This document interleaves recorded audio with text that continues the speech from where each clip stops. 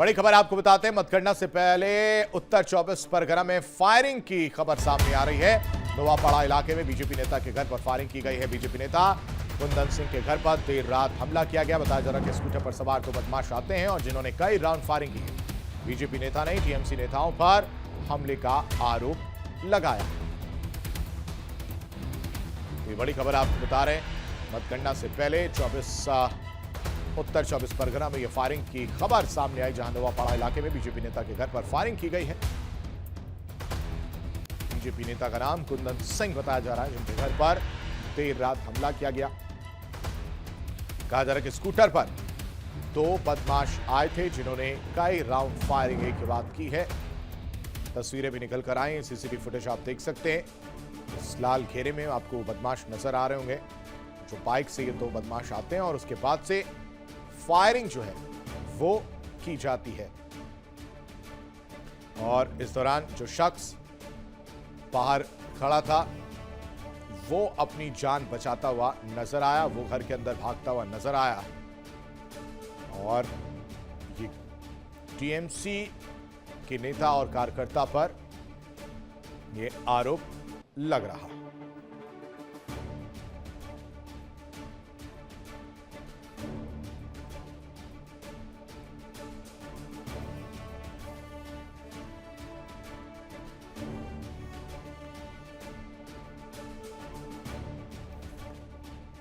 और इसी पर चर्चा करने के लिए तमाम मेहमान भी हमारे साथ जुड़े हैं। सबका परिचय करा देते हैं। हमारे साथ खेमचंद शर्मा, नेता बीजेपी की तरफ से जुड़े, बहुत स्वागत है सर आपका। राम प्रकाश पांडे, नेता टीएमसी, और हमारे साथ अमरदेव पासवान भी हमारे साथ जुड़े हुए हैं। सबसे पहले बीजेपी का रुख करूंगा। कल मतगणना होनी है और मतगणना से पहले स्कूटर पर सवार दो बदमाश निकलते हैं और कई राउंड फायरिंग की बात निकलकर सामने आ रही है। नमस्कार जैन। देखिए, टीएमसी इसी तरीके की घटनाओं के लिए जानी जाती है। ऐसी राजनीति के लिए जानी जाती है, इलेक्शन के दौरान हिंसा फैलाने के लिए जानी जाती है। और अब की बार इलेक्शन कमीशन की सख्ती की वजह से इलेक्शन काफी हद तक शांतिपूर्ण तरीके से हुआ। बहुत सारी जगह घटनाएं हुई, लेकिन जिस तरीके से हर इलेक्शन में हत्याएं होती थी वैसा नहीं हुआ। अभी भी इनके प्रयास जारी हैं, लेकिन जिस तरीके से सेंट्रल रिजर्व फोर्सेज पश्चिम बंगाल में है, मैं उम्मीद करता हूँ कि इस तरीके की घटनाएं कम से कम रहेंगी। और टीएमसी अब डेस्परेट हो गई है, परेशान है, हार रही है, और हार और परेशानी में और हताशा में राम प्रकाश पांडे जी, आप लोग हार रहे हैं और इस तरह से माहौल खराब करने का काम आप लोग कर रहे हैं। बीजेपी आरोप लगा रही है आपसे। देखिए, मैं आपको बड़े अच्छे से बताया, कुंदन सिंह अर्जुन सिंह एक ही है। तो अर्जुन सिंह का जो बैकग्राउंड है वो अच्छे से पता है पूरे पश्चिम बंगाल को, क्या भारतवर्ष को, कि वो खुद एक दबंग है और माफिया टाइप के आदमी है, जो वहां पर माफियागिरी करके पैसा कमाते हैं। तो वो हार रहे। लोकसभा इलेक्शन में खुद अर्जुन सिंह हारे थे, तो अब फिर हार उनकी है, तो उन्हें पता है। तो फिर ये उनकी बना बनाई रणनीति है कि कुछ तो बोलना पड़ेगा। हुंकार भरते हैं कि जमीन पर तो जनता के साथ तो कुछ कम है, हमेशा डरा धमका के वहां पर लोगों में रहे हैं, वो आठ पारा ये सलाह कर रहे हैं। तो फिर वही किया है, ये उनकी रची हुई। अरे मैं सिर्फ कुंदन सिंह की बात नहीं कर रहा हूं पांडे साहब, मैं ये कह रहा हूं कि पूरे अगर पश्चिम बंगाल की बात की जाए, जो माहौल रहा उसमें तस्वीरें यही देखने को मिली कि जहां देखो वहां टीएमसी के जो कार्यकर्ता हैं या उससे जुड़े लोग हैं या उससे जुड़े नेता हैं, वो प्रत्याशी को दौड़ा दौड़ा कर मार रहे हैं। मेरे को ये बताइए, इलेक्शन कमीशन ने इतने केंद्रीय बल बोले, उसके बाद ऐसी घटना है, तो ये सीएम नहीं, वो तो फेल्योर है, वो तो मैं कह रहा हूं, वो तो जिम्मेदारी जिसकी है वो तो कहीं ना कहीं फेल्योर है।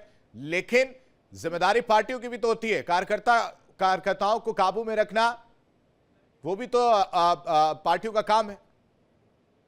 देखिए, आप अगर ये बोलेगा कार्यकर्ता हमारे काबू में ही है, किंतु ये केंद्रीय बल के जोर पर ताकत दिखा रहे हैं। जैसे इनके अमित शाह होम गृह मंत्रालय उल्टा चटका दे कि ये सब भाषा जो बोले हैं, तो प्रमोट करेंगे तो उल्टा कुछ पाएंगे, क्योंकि हमारी सांगठनिक ताकत बहुत ज्यादा है, इनकी सांगठनिक ताकत तो है नहीं। ये तो जो भी आए चुनावी मौसम में आते हैं, उसके बाद जमीनी स्तर में तो पश्चिम बंगाल में इनके कार्यकर्ता है नहीं, किंतु बड़ी बड़ी भाषा बोल के आए, तो इस तरह से है। फाल्टा की तस्वीर कोई नहीं भूल रहा है सर। फाल्टा में भी तो इसी तरह से अब देखिए, अब आपने काम बढ़ गया, वहां पर भी माहौल खराब हो रहा है। खेमचंद जी, माहौल खराब करने का काम किया ऑब्जर्वर साहब, जिस तरह से भाषा का लाखों कार्यकर्ता हैं और लाखों कार्यकर्ता लगातार संघर्ष कर रहे हैं। इसीलिए हमारे सैकड़ों कार्यकर्ता टीएमसी के कार्यकर्ताओं के हाथों आतात हुए, उन्होंने शहादत दी और उसी शहादत की वजह से आज पूरे पश्चिम बंगाल में भारतीय जनता पार्टी का पूरा नेतृत्व भारतीय जनता ठीक है, पार्टी वापस लौटूंगा। एक बड़ी खबर जरा दर्शकों को बता दूं, 12/7 में स्ट्रांग रूम के बाहर भारी हंगामा देखने को मिल रहा है। स्ट्रांग रूम के सीसीटीवी बंद होने का आरोप लग रहा है और यह आरोप लगाया बीजेपी एजेंट ने। वो कह रहे हैं कि सीसीटीवी बंद हो चुका है। यह आरोप जो है वो लगाया जा रहा है। तस्वीरें मैं आपको दिखा रहा हूं किस तरह का माहौल है। बाहर जो एक शख्स जो है वो बताया जा रहा है एजेंट बीजेपी के हैं, उन्होंने हंगामा काटा और कह रहे हैं कि जो स्ट्रांग रूम है उसकी निगरानी सीसीटीवी से की जाती है, लेकिन वो सीसीटीवी ही बंद है। तो क्या बड़ा खेला है?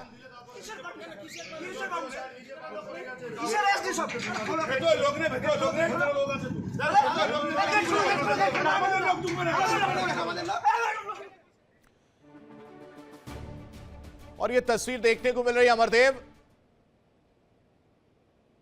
ये बिल्कुल, ये जिस तरीके से कई जगह जो है इस तरीके से घटना जो है वो सामने आ रही है। कहीं कहीं जो है सीसीटीवी वो काम नहीं कर रहा है, जिसके कारण लग रहा है कि अंदर में कोई किसी न किसी तरह से जो है कारण ये। ठीक है अमरदेव, आपको दोबारा जोड़ने की कोशिश कर रहे हैं। आपकी आवाज क्लियर नहीं आ रही, मैं दोबारा जोड़ने की कोशिश करेंगे। राम प्रकाश पांडे जी, आप बताइए इसमें क्या करेंगे? सीसीटीवी ही बंद हो गया। तो ये देखिए, ये तो पूरी इलेक्शन कमीशन की विफलता है। हाँ। सीसीटीवी भी बंद होगा, क्यों बंद होगा? हाँ। उन्हें जहाँ ये लोग बोल रहे हैं कि इलेक्शन कमीशन ने बहुत अच्छा काम किया, तो सीसीटीवी बंद हो रहा है और इन्हीं के कार्यकर्ता चिल्ला रहे हैं, इन्हीं के एजेंट चिल्ला रहे हैं। खेमचंद साहब, इसका जवाब तो इनके पास अच्छा होगा मेरे साथ।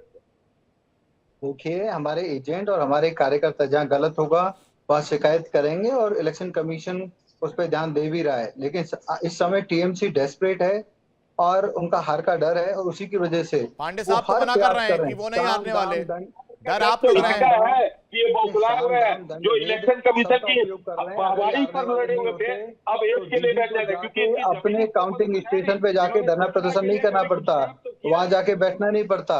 अगर ये नहीं हार रहे होते तो इस तरीके से ये कार्यकर्ताओं के घर पे जाके गोली नहीं चला रहे होते। अगर ये नहीं हार रहे होते तो इस तरीके से कोर्ट में जाके ठीक है नहीं आता वापस आता। एक और बड़ी खबर जरा दर्शकों को बता दूं, बैटल ऑफ बंगाल से जुड़ी हुई। बंगाल के विधाननगर में स्ट्रांग रूम के बाहर भी बवाल देखने को मिल रहा है। स्ट्रांग रूम के बाहर बीजेपी और टीएमसी जो है वो आमने सामने आ गए।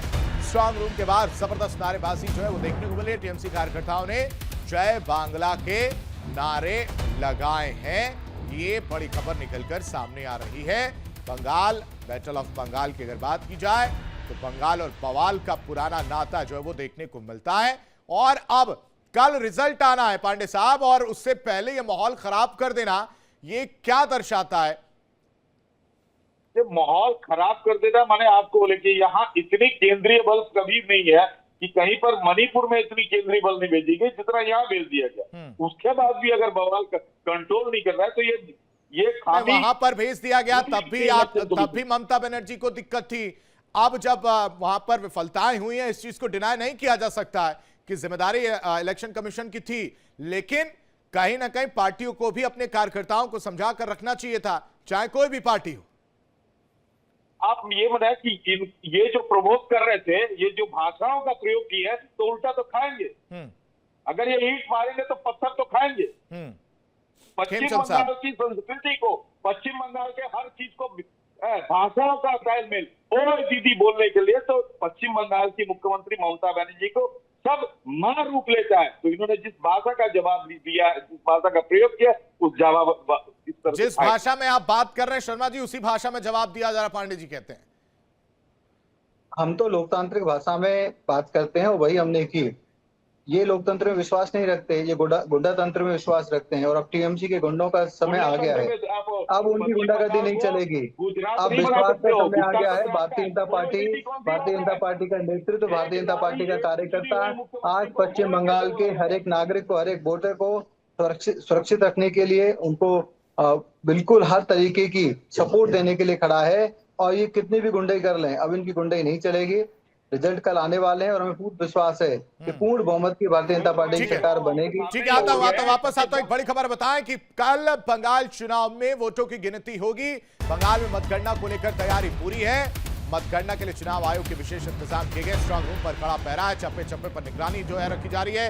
165 एडिशनल काउंटिंग ऑब्जर्वर जो है, साथ ही साथ 77 पुलिस ऑब्जर्वर तैनात किए गए हैं। लेकिन उससे पहले इस तरह की तस्वीरें जो देखने को मिले वो कहीं ना कहीं आप व्यवस्थाओं को लेकर सवाल उठाते हुए नजर आ रही हैं। राहुल, आप अमरदेव, ये क्या दर्शाता है, क्योंकि कल काउंटिंग है और उससे पहले जो अब तक होता है वो दोबारा ना हो, इसको लेकर किस तरह से तैयारी की गई, जरा जल्दी से बताइएगा।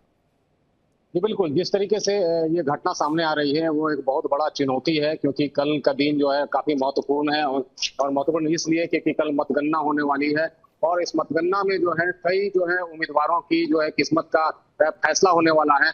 इस बीच इस तरह की हिंसा की जो खबर जो सामने आ रही है ये बहुत बड़ा जो है एक चुनौतीपूर्ण तो है ही वो यहाँ की सुरक्षा व्यवस्था के ऊपर, लेकिन साथ में जो है जो पुरानी जो यहाँ की जो रक्त रंजिश वाली जो हिंसा का जो राजनीति का जो भी मामला जो है उसको एक बार फिर जो है सामने लाके खड़ा कर चुकी है, क्योंकि पहले भी इस तरह का घटनाएं जो है पहले के चुनावों में भी देखा जाता था और इस बार भी कई जो है सुरक्षा के चार चौबंद लगाए गए हैं, बावजूद उसके जो है इस तरह की घटना सामने आ रही है। जगह जगह छिटपुट हिंसा सामने आ रही है, चाहे वो पलटा विधानसभा एरिया हो, चाहे वो विधाननगर का इलाका हो, चाहे वो नौपाड़ा हो। तो ये चीजें जो है कहीं ना कहीं जो है यहाँ की सुरक्षा व्यवस्था के ऊपर जो है वो सवाल खड़ी कर रही हैं और साथ में अगर हम बात करें कि यहाँ की केंद्रीय बल की भारी संख्या में तैनाती भी की गई है, वो इसलिए कि चुनाव के दौरान जो है किसी तरह का कोई भी जो है गड़बड़ी ना हो और ना ही यहाँ पे किसी तरह का कोई हिंसा का कोई घटना सामने आए। लेकिन बावजूद उसका जो है हिंसा की घटनाएं सामने आ रही हैं और कहीं ना कहीं जो है हिंसा की घटना के पीछे टीएमसी का जो है कार्यकर्मियों का जो है हाथ बताया जा रहा है। तो ये बहुत बड़ा सवाल है और एक बहुत बड़ी जो है सुरक्षा एजेंसियों के ऊपर जो है वो चुनौती भी है। प्रकाश पांडे जी, सवाल यही है, ठीक है, इलेक्शन कमीशन की जिम्मेदारी है, वो कहीं ना कहीं चूक देखने को मिली है, लेकिन नाम किसके निकलकर सामने आ रहे हैं? टीएमसी के कार्यकर्ताओं के। देखिए वो तो इनके पास और कुछ तो ना थे, ये तो टीएमसी को बेखुद का बदनाम कर रहे हैं और हमें भी खुशी हुई कि इस बार इलेक्शन कमीशन आएगा और ये हारेंगे तो फिर यही करेंगे, ये खुद आएंगे लड़ने के लिए और बेवर के ये बदमाशी करने के लिए, क्योंकि हार इनकी निश्चित है। जमीनी स्तर में इन्होंने हार निश्चित है, आपकी जीत निश्चित क्यों है, जरा ये भी समझाइएगा। पूरी तरह, क्योंकि हम जनता के साथ 365 दिन हम काम करते हैं, चुनावी मौसम में नहीं बड़ी बड़ी बातें करते। ये चुनावी मौसम में आया है तो जनता चुनावी मौसम में इन्हें नहीं स्वीकार करेगी। खेमचंद शर्मा साहब, जनता के साथ 365 दिन बरसाती मेंढक की तरफ इशारा है। बरसाती मेंढक तो अब टीएमसी के गुंडे हो जाएंगे। जो टीएमसी के राज में बारिश जब पड़ती थी, ये कहते हैं तो मेंढक बाहर आ जाते हैं, वैसे ही टीएमसी के राज में टीएमसी के गुंडे जो बहन बेटियों के साथ अत्याचार करते हैं, जो वहां पे बांग्लादेशियों को पश्चिम बंगाल में घुसा लिया, इंट्रूडर्स को पश्चिम बंगाल में घुसा लिया, भारतीयों के हक पे उन्होंने जो कुठाराघात की, जमीन पे कब्जा किया, वहां पे जाके रिसोर्सेज पे कब्जा किया, नकली पेपर इन्होंने बनवाए, ये सारी चीजें अब सामने आएंगी। पांडे जी, आशीष भाई, जैसे ही 4 तारीख का रिजल्ट आएगा, भारतीय जनता पार्टी की सरकार बनेगी, वहां पे कानून का राज स्टेब्लिश होगा। जिस तरीके से उत्तर प्रदेश में तख्ती लेके गुंडे घूमते हैं कि भाई हमें जेल में डाल दो, हमारा इनकाउंटर मत करो, हमें गोली मत मारो, वैसा ही हाल पश्चिम बंगाल में दिखाई देगा। वहाँ बॉर्डर बेटर सिक्योर होगा, वहाँ पे जितने भी बांग्लादेशी घुसे हुए हैं या रोहिंग्या घुसे हुए हैं उनका सफाया होगा, अपराधियों पे कंट्रोल होगा, अपराधियों पे कार्रवाई होगी और पश्चिम बंगाल तेजी से आगे बढ़ेगा। जितना छोटा करोगे उतना अखाड़ फेंकेगी। बंगाल को गारंटी दी है, वो गारंटी फुलफिल होंगी और आदरणीय प्राइम मिनिस्टर मोदी जी की गारंटियों के साथ आज पश्चिम बंगाल खड़ा है, इसीलिए बम्पर वोट हुई है। आज चारों ओर वोटिंग हुई है, सभी एरिया में वोटिंग हुई है और विश्वास होने की वजह से आज खुल के वोटिंग की है। पहले टीएमसी से लोग डरते थे, टीएमसी के डर की वजह से लोग वोटिंग नहीं कर पाते थे, टीएमसी के डर की वजह से लोग घरों से बाहर नहीं आ पाते। पांडे जी, ये तो कहीं ना कहीं फैक्ट है ना कि पिछली बार के मुकाबले इस बार बढ़ चढ़कर जो है मतदान देखने को मिला है, ये चिंता की बात है कि नहीं है आपके लिए? देखिए बढ़चढ़ की क्या है, एसआर के कारण नाम कटे हैं, बढ़चढ़ के क्या, उसी के कारण आए हैं। परसेंटेज ना आपको बढ़ा रहा है, वोटिंग वही है, पिछली बार से ज्यादा हुई। एक बूथ में जहां नाम कटे हैं मतलब ये आपके लिए percentage तो टेंशन बढ़ की ही बात जाएगा। नहीं है? 90% से ज्यादा हुई है वोटिंग? कोई टेंशन की बात नहीं है। मतलब आपके जो पक्ष जनता में के साथ काम ये सारे करते हैं, ये सारे मत उनके लिए कोई आपके टेंशन पक्ष की में बात कन्वर्ट होते हुए नजर आएंगे, आप ये कह रहे हैं? जी, शर्मा साहब, अगर उनके पक्ष में जाएंगे तो आपके पक्ष में कौन आ रहे हैं? 77 से ज्यादा बढ़ेगा या नहीं बढ़ेगा? इनके पक्ष में सिर्फ कठमुल्ले, मुल्ला मौलवी, कट्टरपंथी, एंटी एक नेशनलिस्ट मिनट की बात है, यही भाषा देखो उखाड़ फेंकेगी। भाषा का ध्यान रखिएगा सर, जनता भाषा का ध्यान रखिएगा। गलत नहीं बोला है, मैंने नहीं कुछ इस गलत तरह नहीं के बोला है। नहीं, ठीक है, ये मैंने जो कहा आपने है, शब्द जो कठमुल्ला यूज कर बोला रहे जाता है। हैं, शब्द कठमुल्ला बहुत तो अच्छा सुनिए मेरी, बात है। शर्मा जी, इसको भारत की संस्कृति शर्मा जी नहीं सुनिए पता मेरी है। बात सुनिए, बहुत मेरी बात सुनिए। इस तरह से भाषा का इस्तेमाल मत करिए, आप नेशनल चैनल पर हैं और खासकर मेरे साथ हैं, तो इसका ध्यान रखिए प्लीज। अब अपनी बात कंप्लीट करिए। मुल्ला मौलवी कहना कोई गाली गलौज नहीं नहीं, है। उससे पहले आपने कुछ बोला था, उसमें मैंने एतराज जताया। कटमुल्ला कहना भी कोई नहीं ठीक है, फिर गलत बात है इस तरह से। तो नहीं, मैंने- मैं नहीं मैंने अलाउड कहा- करता हूं सर, मैंने आपके लिए गलत कहा बात कि नहीं जो होगी, मेरे लिए है। इस बांग्लादेशी- तरह से आप सुन, मेरे आसिफ चैनल भाई, पर इस सुन तरह से लीजिए नहीं बोलेंगे कि प्लीज, रिक्वेस्ट है। ये सुन लीजिए, हाँ। हिंदू मुसलमान सिख ईसाई जो हमारे भारतीय हैं पश्चिम बंगाल में, सब भारतीय जनता पार्टी के साथ खड़े हुए हैं। हाँ। जो इंट्रूडर्स हैं, हाँ। जो हार्डलाइनर्स हैं, जो एक्सट्रीमिस्ट हैं, जो गुंडे हैं, जो मवाली हैं, जो बहन बेटियों के साथ अत्याचार करते थे, जमीन हत्याते थे, लूटपाट करते थे, हत्याएं करते थे, वही समूह इनके साथ बचा है और वो समूह इनकी सरकार नहीं बनवा सकता। आज आम पश्चिम बंगाल का नागरिक मोदी जी को लाना चाहता है, एम्पावर करना चाहता है, भारतीय जनता पार्टी की सरकार बनवाना चाहता है। ये तो पिछली बार भी लगा था बीजेपी को, पिछली बार क्या कमी रह गई थी जो इस बार पूरी कर ली जाएगी आपको लगता है? पिछली बार भी हमारी एक तरीके से जीत थी, हम 4-5 सीट से हम लोग 75-80 सीट तक पहुंचे। अब हम 75-80 सीट से पूर्ण बहुमत की सरकार की ओर पहुंचेंगे। 4-5 सीट से 75-80 पहुंचना भी कोई हार नहीं है, वो एक बड़ा बदलाव था जो पश्चिम बंगाल ने भारतीय जनता पार्टी में विश्वास जाहिर किया। हमने संघर्ष किया, हम संघर्ष कर रहे हैं, हमारे कार्यकर्ता लगातार जनता के ठीक है, समय बस इतने की इजाजत देता है। बहुत शुक्रिया सभी मेहमानों का हमारे साथ जुड़ने के लिए और इस चर्चा में शामिल होने के लिए। बहुत बहुत शुक्रिया आप सभी का। रुकते कुछ पलों के लिए। इंडिया डेली अब आपके स्मार्ट टीवी पर भी मौजूद है। इंडिया डेली 24/7 अब इन सभी प्लेटफॉर्म पर लाइव देखें।